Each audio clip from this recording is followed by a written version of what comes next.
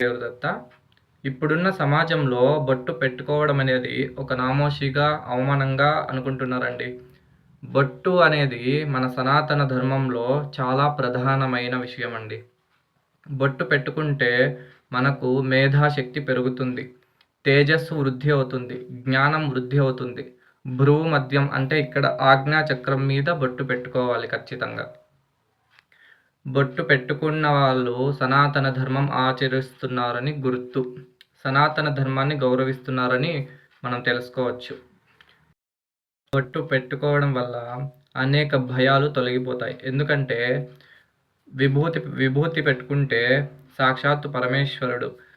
ఇంకా కుంకుమ అంటే సాక్షాత్తు ఆ పరదేవతయే మనతో ఉన్నట్టు మనకు గుర్తు.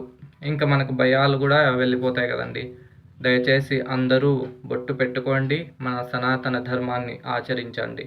శ్రీమాత్రే నమః.